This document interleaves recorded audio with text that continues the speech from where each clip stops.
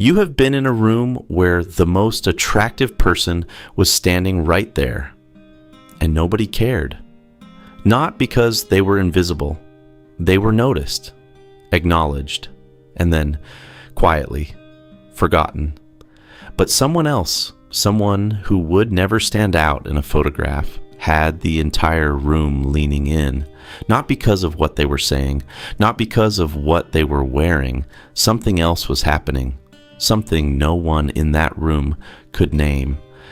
And if you have ever watched this and thought, what do they have that I don't?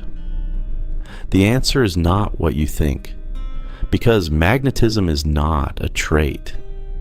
It is a disruption in how other people's brains process you. And once you understand how it works, you will never see a room full of people the same way again. Here is what psychology has found. Most people walk into a room broadcasting their body language, their energy, their eye contact. Everything is designed to transmit one invisible signal: notice me, like me, accept me. This is not a character flaw. It is a survival instinct. The brain is wired to seek social approval because, for most of human history, being rejected by the group meant death. But magnetic people do something that short-circuits this entire system.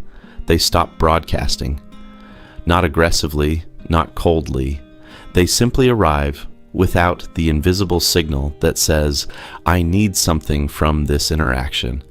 And the moment that signal disappears, something strange happens inside everyone else's brain. The social prediction engine, the part of your mind that is constantly scanning other people to figure out what they want from you, encounters a gap. It cannot categorize this person, and the brain does not ignore things it cannot categorize. It fixates on them.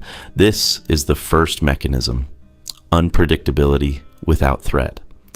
A person who is difficult to read but does not feel dangerous activates the same neural pathway that keeps you watching a film you cannot predict. Your brain treats them as an open question, and open questions are almost impossible to walk away from. Think about someone you met once briefly who left a mark you still cannot explain. There is a good chance they were not performing anything. They were simply not asking you for anything. And that absence was louder than everything else in the room. But unpredictability alone does not create magnetism. Plenty of people are unreadable and completely forgettable. What separates the magnetic ones is something most people have stopped doing entirely. When they give you their attention, they give you the rarest currency in modern human interaction: full presence, no glancing at their phone, no scanning the room for someone more important, no half listening while rehearsing their own response. Just complete, undistracted focus, as if, for that moment, you were the only person who existed. And this is where the psychology becomes unsettling. Research in interpersonal neurobiology has shown that when a person feels genuinely attended to, the brain releases a neurochemical signature associated with safety and significance.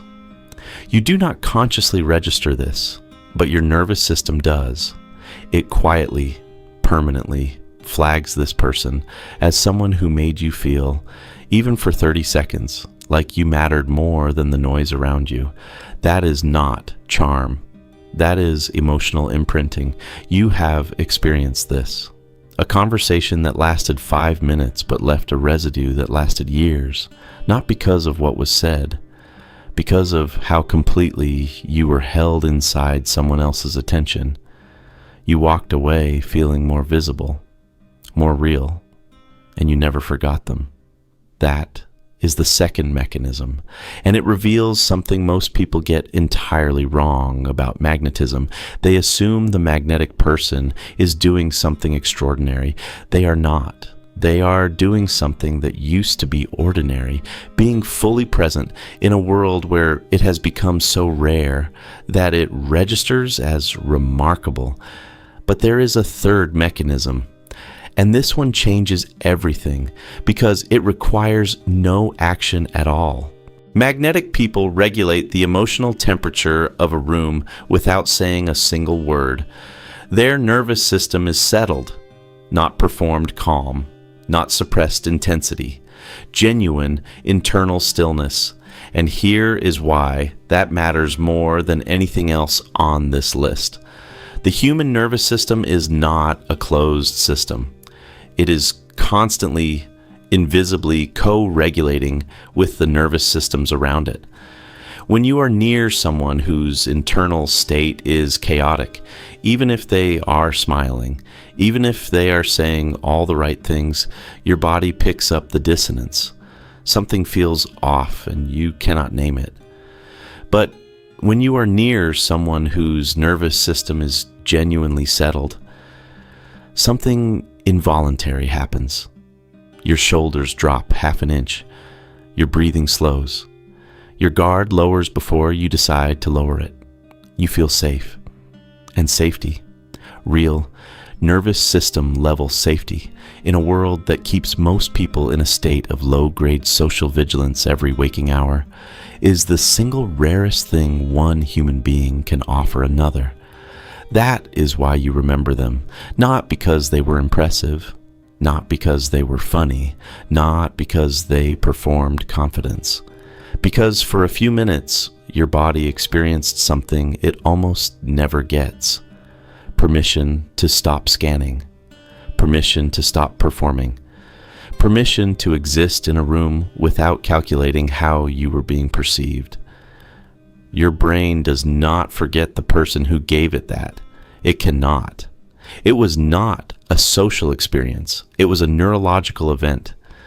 The people you remember most vividly years later for reasons you have never been able to articulate were almost never the loudest, the funniest, or the most beautiful.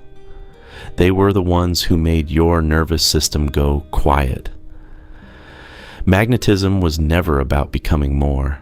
It was about the rare, disarming weight of someone who already felt like enough.